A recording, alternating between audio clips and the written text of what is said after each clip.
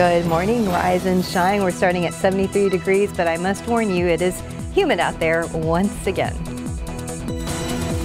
Live from KSAT 12, Good Morning San Antonio starts right now. Hi, good morning, rise and shine. 6 o'clock on your Tuesday. It is April 30th. Thanks for joining us. We hope you had a good Monday and stayed out of the heat for the most part. I know it's that time of year, but it's like we're kind of like not ready because we got lucky for a little bit. We did, yeah. Yesterday we got near 90 degrees. Mike Osterhage joins us now with a look ahead to our Tuesday as we wrap up the month of April today. Which is almost hard to believe. Yeah. But as far as humidity, it's about the same as what it was here in town yesterday morning. But for folks in the hill country, it's a whole different story because you had that drier air yesterday morning, and now the humidity is back. Some of that drier air tried to work its way into town during the afternoon yesterday. Yeah, a little bit, we'll take anything we can get as far as some lower humidity. It wasn't any, bone dry air, but again, that's history now because the humidity is back. Not a bad view over there by 10 at 410. Traffic's moving along very well. No visibility problems out there.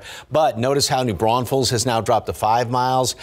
Just hints of some reduced visibility around Port SA, Randolph at the airport, Gonzales, and Kerrville as well. So, again, got to keep an eye on this over the course of the next couple of hours. Temperatures, everybody, with one exception, into the 70s right now. Plenty of humidity out there. And like I said, this is not going anywhere. As a matter of fact, dew points are looking like they're going to be going up in the next couple of days. Mold is definitely on the high side from the rain that we had over the weekend. Updated count comes out later on this morning. And throughout the rest of today, maybe a little mist.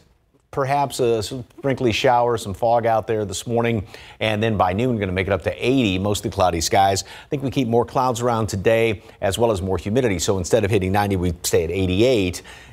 Splitting hairs, a couple of degrees, but it's going to feel every bit of that 88 and then some with all that humidity out there. We do have some decent rain chances, maybe some strong, potentially severe storms.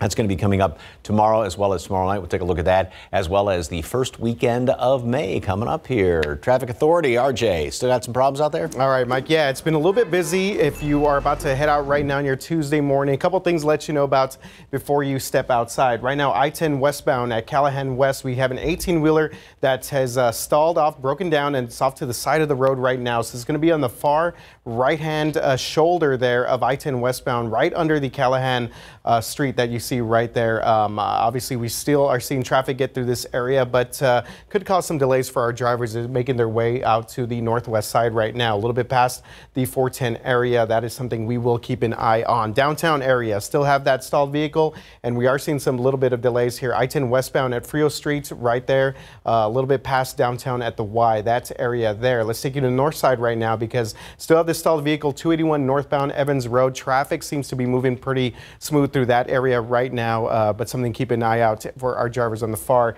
north side. Still have that incident there on the access road. Loop 410 southbound at Old Pearsall Road had a car strike a utility pole or crash into a utility pole earlier this morning, but that's on the access road, so we are seeing traffic get through this area. And wanted to bring up this the construction on the northeast side because they are starting to pick up some of the construction there on the southbound lanes, but you could see some major buildup in that area. We will continue to follow all this. Mark and Stephanie, back to you guys. Thank you, RJ. Right now, we want to get to some late-breaking news. An attempted ATM theft on the north side of town. So this happened at Evans Road and Stone Oak Parkway. Patty Santos just arrived on the scene a short time ago. Patty, what's the latest out there in Stone Oak? Yeah, we're learning a little bit more. We want to show you what we're looking at. This is the chase on the corner of Evans Road and Stone Oak Parkway. Police telling us the suspect or the suspects took off with some large amount of money. They say they got a call around 4:30 from the security company that was alerting them that this was going on. But by the time police got here, the suspects were gone. Here's what police found on the scene: a hammer, a crowbar, and a blowtorch. Tools they say were used to pull the ATM off the ground. And police say it took about 10 to 15 minutes to get all of this done. The suspects took off. What police were doing a little while ago is they were looking for surveillance video here at the bank, but also around some of the businesses here to try and see if they could figure out a better suspect description. But at this point, we are still waiting from the police department to get more information on exactly how much money was taken. But you can see if you're looking to get some money from the bank this morning, this is not the place you're going to want to come to. We're going to stay here on the scene and bring you more information as we get it. We'll send it back to you. Thank you, Patty. New this morning, San Antonio first responders say a family of 3 got out safely after a garage fire on the city's northeast side. So flames were spotted on Ridge Pass Drive near Judson and Lookout Road just after 3:30 this morning. Now, crews were able to contain that fire to the garage. There was some smoke damage inside the home. No word on what sparked the flames. Crews also had their hands full with another fire overnight. This one on the far west side of town started just after 12:30 this morning at Culebra and 1604. We're told this home was destroyed by flames. Fortunately, no one was inside at the time. Right now, it's unclear what sparked this fire. This morning, the Texas Rangers are investigating a shooting in Converse involving law enforcement. A man is dead and 2 others are in the hospital after a multi-county chase turned into that shooting. Well, it ended in Converse yesterday near the Kitty Hawk Road and FM 78 exits. DPS says it began when they tried to pull over a 38-year-old driver in Comal County. They say that driver did not stop and instead sped off. He crashed into a truck. State troopers say they tried to tase that suspect, and when that didn't work, they shot him. The suspect died. A woman riding with him was taken to the hospital and is expected to be okay. Another woman from the truck that was crashed into was also taken to the hospital. Well, later today, Federal Aviation Administration and National Transportation Safety Board officials will arrive in Comal County to investigate a deadly helicopter crash on a residential street. Well, this happened yesterday on Lantana Ridge. That is a road in Comal County between Spring Branch Road and Highway 281. The Hummingbird 260 helicopter went down just after 3 p.m. yesterday afternoon, and the 2 men inside died. Investigators have not told us the victims' names yet. However, they're trying to figure out why this crash happened. Well, meanwhile, a motorcyclist was arrested in connection to a drunk driving crash that killed a popular Texas DJ. 48-year-old Steve Nedio is accused of driving drunk and killing his passenger after leaving a fiesta event. Nedio is now charged with intoxication manslaughter. That crash happened 9 days ago in the 3300 block of Highway 90 West. The crash killed 44-year-old Amy Lee Garza. She is a popular on-air personality for a radio station in Lubbock. Now, according to the San Antonio Police Department, Nerdio's BAC measured above the legal limit at .106. He's been booked into the Bexar County Jail. A Bexar County jury awarded $81 million to the family of a local woman who was killed by a deputy U.S. Marshal who was driving drunk. The attorneys for Taylor McCowan's family called the jury's decision a landmark verdict.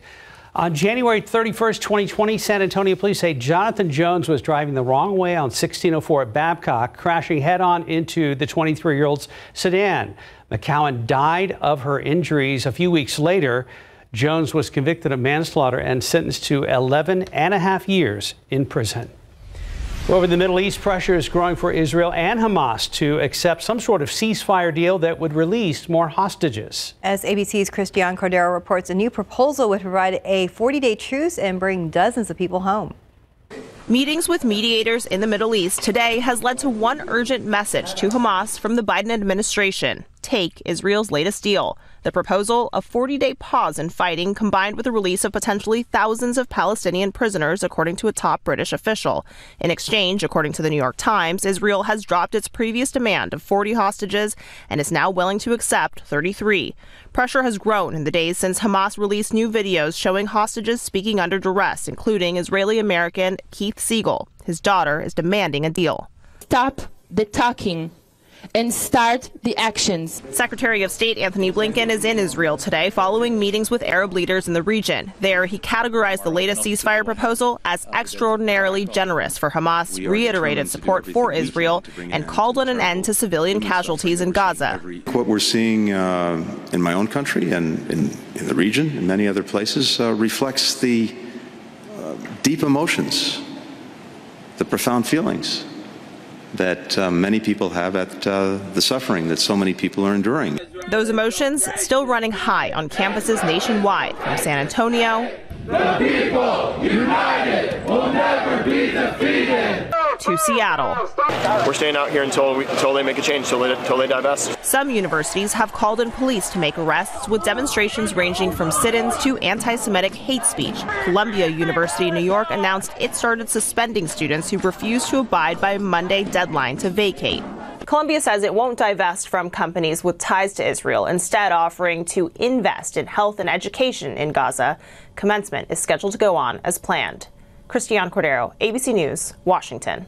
10 minutes past the hour, 73 degrees. Well, after the break, our San Antonio Spurs will be playing overseas in Victor Wembanyama's hometown next season. What fans can expect in Paris. And outside with live cam, you can certainly expect high humidity this morning as we take a live look at San Antonio International Airport.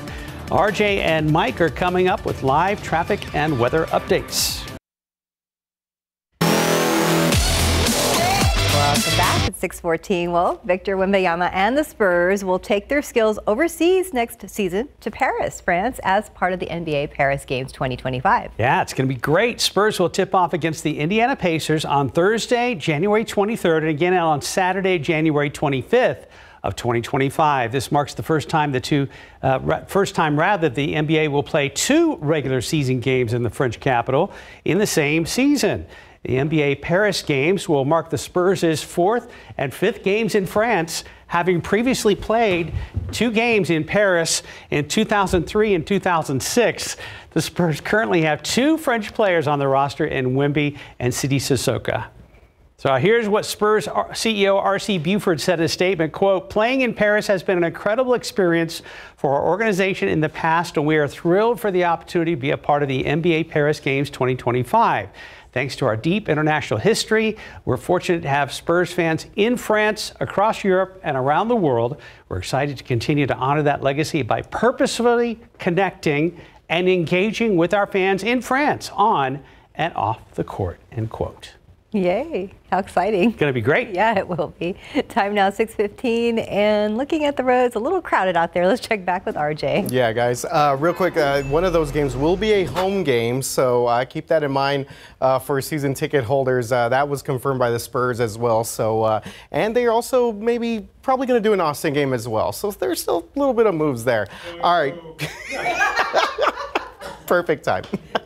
I-35 southbound at O'Connor. We had a lot of construction here in this area throughout the entire morning. Alternating lanes of construction here, but it looks like we have cleared that out. Still seeing a lot of people on the roads right now on the northeast side, as is usually the case during our 6 o'clock hour. Let's roll through a couple of other incidents that we're seeing right now. I-10 westbound at Frio Street. Saw a little bit of delays here earlier, but that looks like that is starting to clear out just a little bit in that area. North side, we do have still this stalled vehicle, 281 northbound at Evans Road. Interesting, they put out another hazard icon there, so I'll check on that here in just a bit and see exactly what's going on the northeast side, or excuse me, the north side of town. So some good news here. Our maps are still indicating a stalled vehicle, that 18-wheeler stalled vehicle, that has been cleared out. So I'll go ahead and take that one off the maps next time around. And then the issue there on the 410 southbound access road, where we had a car crash into a utility pole. So obviously crews are still out there addressing that situation. But guys, for the most part, just seeing sort of our normal sort of buildup of heavy traffic throughout most of the San Antonio area. How's your French? It's not so good. I just want to get everybody caught up. So Paris, we say oui, and Austin, we say no. Yes. No. So you said one of the games is a home game, and season ticket holders have a... One of the games will be a home game in Paris. So I won it out of the two games, and then there was likely going to be another home game in Austin again this year. But so last year they had two home games. Is that part of like a season ticket package? Is that the home game? It is, and they've apparently they notified the season ticket holders that prices will be adjusted accordingly. So I think we're kind of getting used to a little bit of this now, especially with the Austin games. And we're waiting on more details for season ticket holders, I believe. Right. Yeah. Is airfare with the season ticket? That would be nice. Sacre bleu. My toast ahead. Probably not. No. They should get a whole. Why not get a whole plane a whole big 747 or something like that, and takes fans with them. Air France? There we go. Yeah. Oui. Hear us out. That would be fun. This is not, I'm just talking. So, hey, 72 this morning, very warm, very humid, mist, a little bit of fog. We're starting to see a little bit more fog around the area, perhaps a little sprinkly shower, and then it's going to be hot and humid later on today. 88 for a high temperature, a few more clouds than yesterday. Okay, before I pop up the KSAT Connect picture, don't look at the caption. See if you can guess where this picture was taken. Okay. So I know now everybody's going to look at the bottom, but no, I'm not. We'll try not to. Where was this taken? Yeah, what's it a picture of? I thought it was actually out in the hill country the first second I saw it.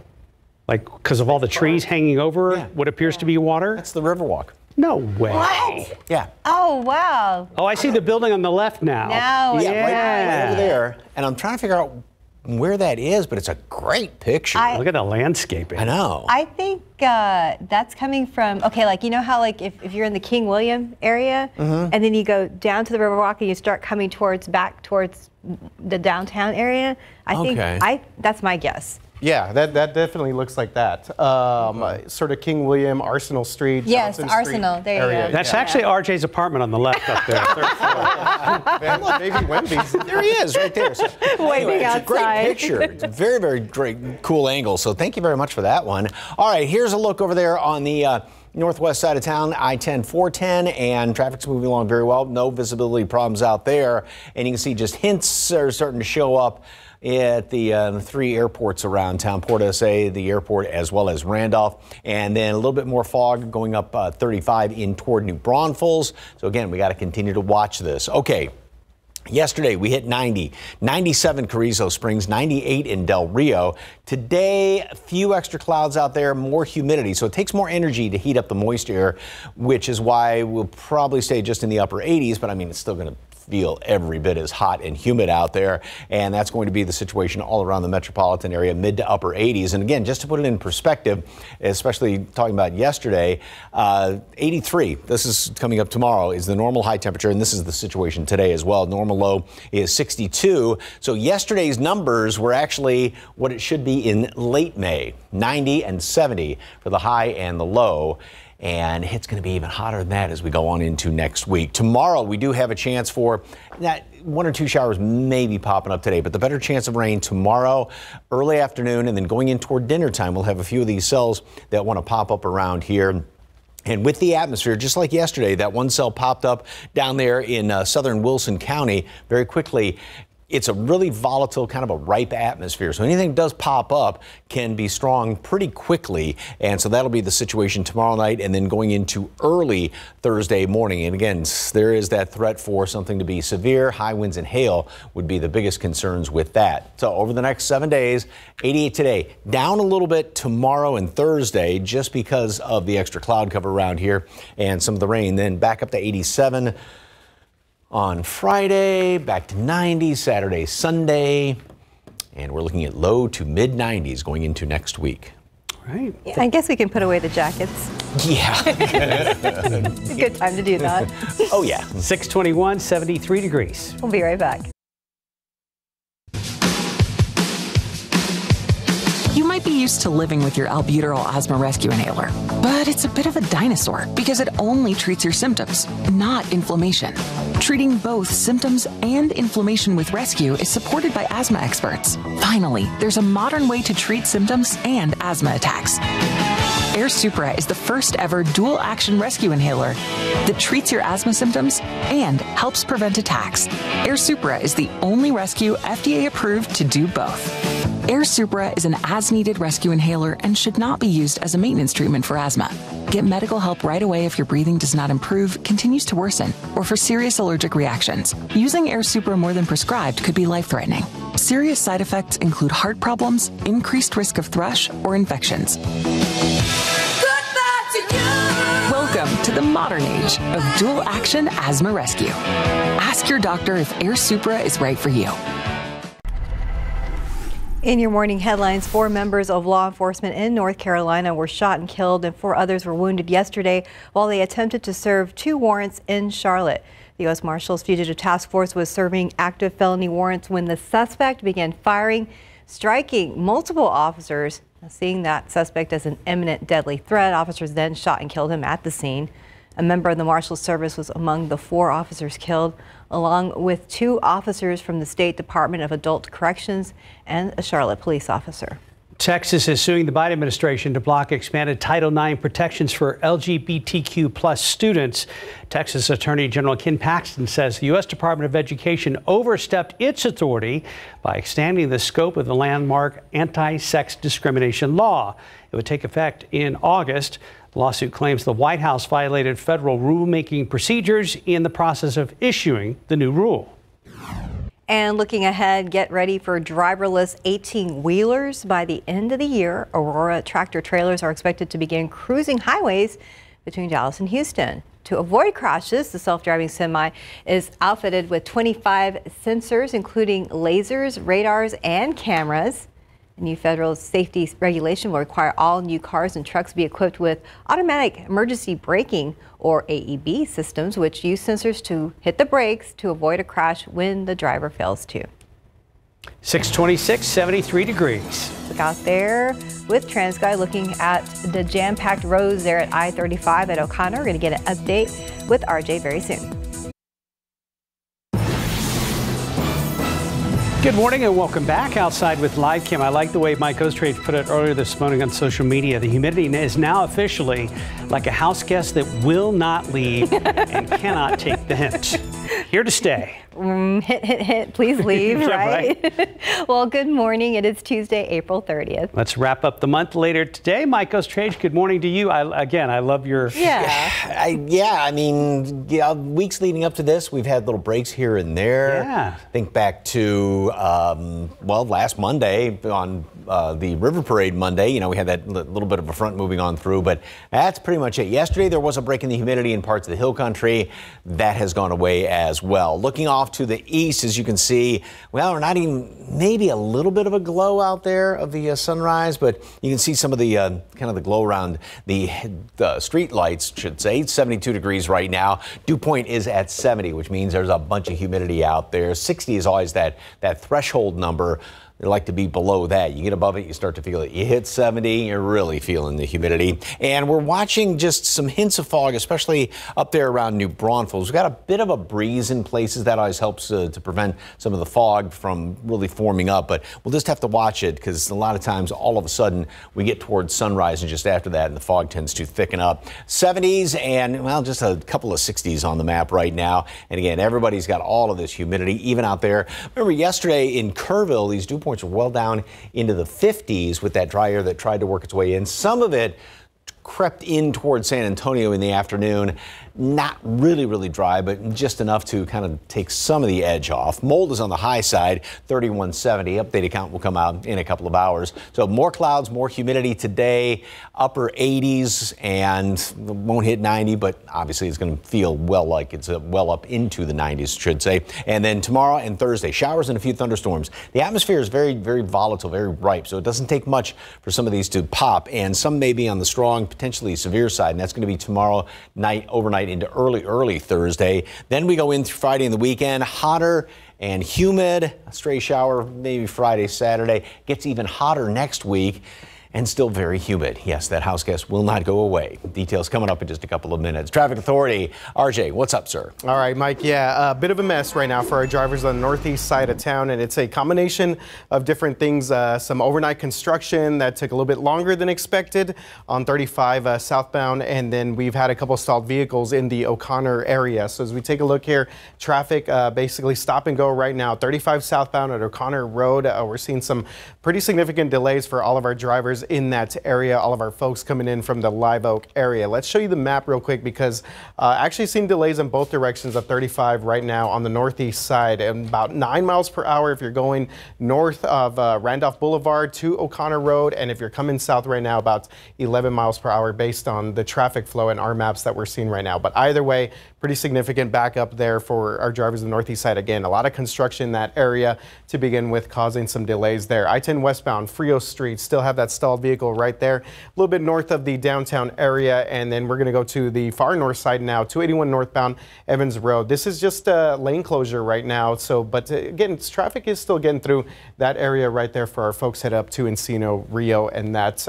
part of Evans Road. Also have a stalled vehicle 35 at Nogalitos, and still have that incident there, Loop 410, the access road over at Old Pearsall Road, where a driver crashed into a utility pole much earlier this morning. But we will continue to monitor the roads, give you more updates as we get them. Mark and Stephanie, back to you guys.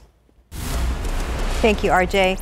Right now, we want to get back to late breaking news. An ATM theft on the far north side. That happened at Evans Road and Stone Oak Parkway. Patty Santos is on the scene in Stone Oak. Patty, give us a recap and tell us what we know about the investigation so far. 15 minutes, that's all as long as police say it probably took these thieves to take off with thousands of dollars from this ATM. Police have cleared the scene now, so we are able to get a little closer, but I want to draw your attention here to this crowbar that's on the ground. This, along with a hammer and a blowtorch, some of the tools that police think were used here to try to pry this ATM from the ground. They say it looks like they took their time doing this. Now, at this point, police don't have any suspect information. They are looking at cameras around here to try and figure out if maybe they could see something else. They got the call around 4:30 this morning from the security company alerting them that this robbery was taking place at that time. Again, this is what the thieves left behind. You could see the cash box over there. It looks like it's empty, obviously, because police are gone from the scene. But as you might remember, something very similar was happening last summer, and it looks like it might be starting back up again. We're going to continue to follow this story throughout the day and get more information from San Antonio Police as we get it. We'll send it back to you. Thank you, Patty. New this morning, San Antonio police say a woman is in serious condition after she was hit by a possible drunk driver in a Walmart parking lot.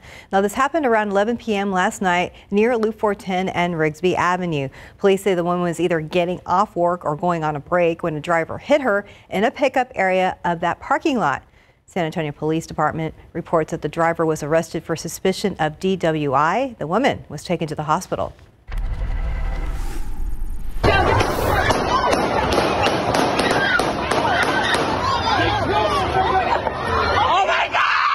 Been coming out here for years, but unfortunately, I think it's getting out of hand. We have to do something to keep people from bringing guns in. New details this morning after chaos at Market Square in the final hours of Fiesta de los Reyes. San Antonio Police Chief William McManus now giving his own update on a story we've been following closely since it happened early Sunday morning. The update was in the form of a Facebook video answering questions only asked by his staff members. So far, SAPD has not responded to our questions that we asked in the hours after the shooting. In his update, the chief says next year's Fiesta, people and bags will be checked at Market Square. Police say 18-year-old Mikey Valdez and 20-year-old Albert Cisneros Jr. were shooting at each other in Market Square. Officers say they witnessed Valdez shoot Cisneros. That's when officers shot and killed Valdez. 4 bystanders were also shot, but they are recovering. Katrina Mendoza, the mother accused in the 2022 death of her 5-year-old daughter, Mercedes Lozoya, was sentenced to 45 years in prison yesterday. Mercedes died from what's being called extreme physical abuse at the hands of Mendoza and her then boyfriend, Jose Ruiz. After Mendoza was sentenced, a victim impact statement was read to Mendoza by Mercedes' great-grandmother, who read those statements from Mercedes' older sister. And that caused Mendoza, who had shown little emotion during her trial, to break down. Grandma, I don't understand why we didn't leave Jose. Grandma, I am so afraid that my mom will come one day and take me back to Jose's house. I hope that God has mercy upon your life. Mendoza will have to serve half of her sentence before she is eligible for parole. Now, in response to the sentencing, the Bexar County District Attorney released a statement. It reads in part, quote, "No child should ever experience the pain and agony that Mercedes Lozoya, a 5-year-old little girl, experienced before her death. Now, this is written by the Bexar County Criminal District Attorney Joe Gonzalez. Now, he goes on saying Katrina Mendoza stood by and watched as her daughter suffered. Now she's being held accountable too. Child abuse of any kind has no place in Bexar County, end quote. Right now on KSAT.com, the city of Uvalde has a new assistant police chief. Mike Davis brings 25 years of experience with him. He's also been recognized locally and nationally for leadership initiatives. Davis released a statement after his appointment yesterday saying, in part, quote, "Together we will build trust, enhance communication, and create a safer environment for all. I am honored to be a part of this endeavor, and I look forward to celebrating our shared successes as we continue to serve and protect the wonderful people of Uvalde," end quote. And today is the last day for early voting in the May 4th municipal election. There are several elections that will determine the outcomes of multiple bond issues and races. Polls are open until 8 tonight, so if you want to see a full list of voting locations and a sample ballot, we have all that for you right now on our website, KSAT.com. Looking ahead, KSAT is making the switch to the next big thing in local broadcasting. We'll be live on Next Gen TV starting next Monday, and you're probably wondering what that means, and we have the answers. It's taking the over-the-air environment and making it digital. And with the old technology, the broadcasters aren't able to do any of those things. You can watch our latest episode of KSAT Explains to learn everything you need to know about this switch. Time now, 6:39 and 73 degrees for now. Just ahead, when a domestic violence survivor makes the brave decision to leave, where do they go if shelters are full? How one organization is helping find open beds across the state to keep families from returning to dangerous homes. Welcome back at 6:42. Well, escaping an abusive relationship is an enormous feat, but then comes finding somewhere safe to go. Many shelters are at capacity. That's why a national organization launched a platform that identifies available beds across Texas. Our Courtney Freeman shows us how it works and explains how it affects us locally as part of her series, Confronting Domestic Violence, Loving in Fear. This is a shelter, but to the women and children who sleep here, this is freedom. But that freedom can be hard to find if shelters are full, which is why national organization The Family Place, based in Dallas, created a bed availability platform called DV Beds. Someone can call our shelter, and if we don't have space, we can look in an online platform and identify shelter beds with any of our partner agencies. Interim CEO Tiffany McDaniel said before DV Beds, the burden fell on survivors in crisis who were short on time. They'd be told that they didn't have space at a particular shelter, and they'd be given this long list of agencies to call. DV Beds partners with 30 shelters, 29 in Texas and 1 in Arkansas. Locally, there are 2 family violence prevention services in San Antonio and Hayes Caldwell Women's Center in San Marcos. So let's talk local. Here at the Battered Women and Children's Shelter, this bed is one of 186 that the shelter typically has, and 70 to 80% of the year, it's full. But this is a special shelter. They don't turn anyone away who meets their criteria. If you look at this bed, it can be converted into a bunk bed. They can add cribs and extra beds to rooms like this or elsewhere in the shelter. Family Violence Prevention Services CEO Marta Pelaez says they also have shelter for men and even space for pets. She constantly uses the DV Beds platform, mainly for relocating families who aren't safe in their own community. When that abuser has found out, or there is some kind of a sign that he may be in the area. They can even request specific areas. When you call in for services and say, I'd really like to be somewhere close to San Antonio because I have a sister there, and we can look in those areas as well. In 2023, the DV Beds platform had 165,000 logins from people seeking shelter. Now they hope to expand it far beyond Texas and Arkansas. Courtney Friedman, KSAT 12 News. Well, if you or someone you know is experiencing domestic violence, we have a long list of resources for you. You can head over to ksat.com/domestic violence, or you can scan the QR code on your screen right now. If you have to leave at 7 o'clock this morning, you have 15 minutes. That's right. Let's get a check back with RJ Marcus to see how the roads are looking. All right. Yeah, guys, if you're about to step outside, a couple things to let you know about across the city of San Antonio right now. 35 southbound at O'Connor Road, you see stop and go traffic here. There was a stalled vehicle in this area. area. We had construction that went on a little bit longer than expected during the overnight hours, so still dealing with some issues out there for our drivers on the northeast side as we take a quick look at our maps and see exactly what we're looking at in terms of the traffic flow in this area. And again, if you're coming southbound right now on 35 from the Live Oak area, the Forum area, traffic has been backed up all the way to Topper Wine for the past 30 minutes or so. Even our northbound traffic here coming in from Randolph Boulevard, we are only seeing 11 miles per hour as you get through that incident out there at O'Connor Road. So keep that one in mind if you're about to head out. A couple incidents here that just popped up south of downtown here. 35 northbound in Nogalitos. And we also have a stalled vehicle being reported 90 eastbound as you head to 35. So all of our folks right here at Burbank High School probably going to run into a little bit of traffic delays in this area right there as we kind of see traffic backing up a little bit to Theo Avenue. As we take a expanded look here at our maps, good news is we had cleared out that crash on the southbound access road there, Loop 410, that the crash involving that utility pole. That has been cleared out, but we still are seeing a stalled vehicle out there on 281 and Evans Road. Let's see if I could show you this other shot there of let's see, I'll find it here, don't worry. I was going to show you the Nogalitos shot here. Let's see, 12, there we go. I knew I'd find it somewhere. So yeah, this is again going to be on the northbound lanes of 35 at Nogalitos. And it looks like traffic is still getting through the area, but you know what, Burbank Bulldogs, you got to head out to school a little bit in a little while. Just probably going to run into a little bit of backup in this area. All right, buddy, thank you. Yes, thanks for the update. All right, here's one of those pictures just because to make you smile. Look at this little guy. Aww. It's the cutest thing in the world. So I love the little maraca he's holding there. To me, it says, "Where's my chicken on a stick?" Oh. Yeah. Oh my gosh, he's adorable. Thank you so very much for the KSAT Connect picture. I love that one.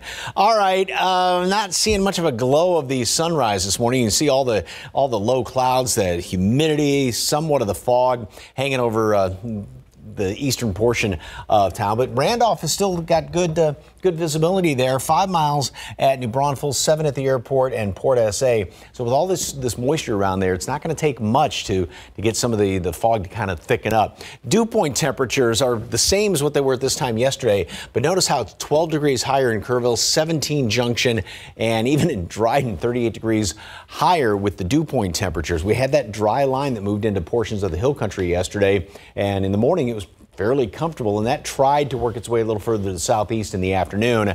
Obviously, that turned around and went back, so that's why the humidity is covering all of the area, and it is definitely going to be sticking around when you're up in 70, upper 60s all the way through the weekend and going into next week. Today, a couple little sprinkly showers, maybe some mist, some fog out there this morning. We'll make it up to 80 at noon, 88 for a high temperature. So a couple of extra clouds, a little more humidity.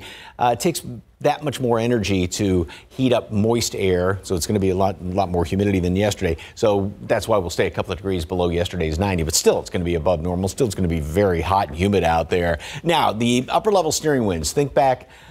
Well, over the winter months and even a few weeks ago, we'd get some of these big troughs to develop, more of that roller coaster action. Now things are starting to, flatten out, but also everything's kind of shifted up to the north. So we're just on the hot side of everything down here. And even though there's no big storm systems, anything like that moving in this southwesterly flow, you get little ripples, little disturbances, and that's what will spark some of these showers and a few thunderstorms. That's going to be the case tomorrow. By early to mid-afternoon, we'll have a few showers, a couple of storms that are going to try and pop up. More as we head in toward dinner time and in the evening hours, and then even more as we go on into the overnight hours. And some of those may be on the strong, potentially severe side. Storm Prediction Center has all of the area under the risk for an isolated the high winds, the hail that may pop up with some of these storms, and that's going to be tomorrow into tomorrow night, early on Thursday. 85s the next couple of days, then back to the upper 80s by Friday, and we're looking at 90s then by the weekend, 92 on Monday. And there's indications it's going to get even hotter going into next week to start the month of May. Pull out all the summer gear. Oh, yes. Thank you, Mike. Time now 6:50, 72 degrees. Let's look out there with live cam. At least it's on 90 right now, right? We'll take that 72. A little humid out there, though. We'll be right back.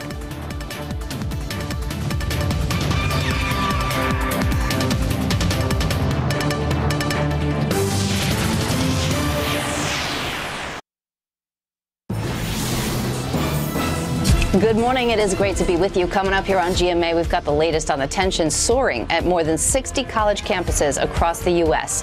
Students breaking windows and barricading themselves inside at Columbia University. In Virginia, clashes with police and more arrests in Florida.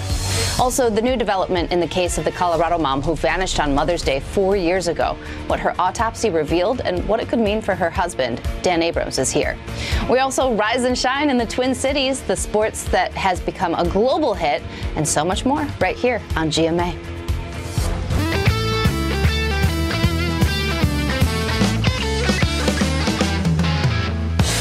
Don't forget to get your tickets for our first ever Texas Eats Food Festival. It'll be May 11th at Smoke Barbecue here in San Antonio. 20 local chefs will be there offering samples of their food, and it all benefits the San Antonio Food Bank. Scan the QR code on your screen for tickets or go to texaseatstv.com for more information. Should be fun. Yeah.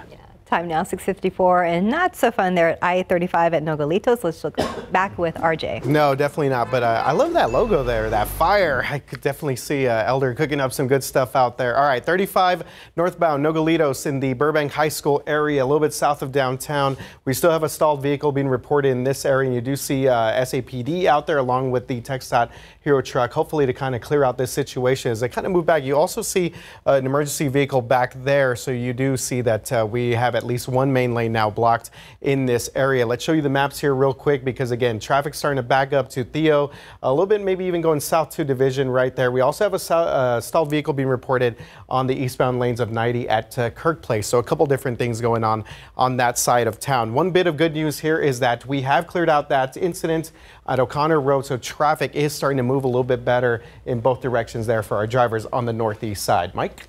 Thank you, sir. Boy, it is warm and humid out there. Just kind of that haze off in the distance. We do have hints of wanting to get foggy, reduced visibility out there at the airport. Port SA, a little bit more around Stinson now. It's dropped down, so we'll have to watch this still over the next couple of hours. A little mist out there as well. Upper 60s, low 70s, way above normal, and then it's going to be just hot and humid today. Plenty of clouds out there, perhaps a little sprinkle. 88 for a high temperature. Better chance for showers, a couple of thunderstorms in the afternoon tomorrow. Some of those may be strong, potentially severe, and that's going to be the case overnight into early Thursday. Then it heats up going into the weekend, back to 90 Saturday, Sunday, and we're looking at low to mid 90s next week. May can be a stormy month, can't it? Oh, yes, definitely. Watch out. Thank you guys for joining us. See you back here at 9.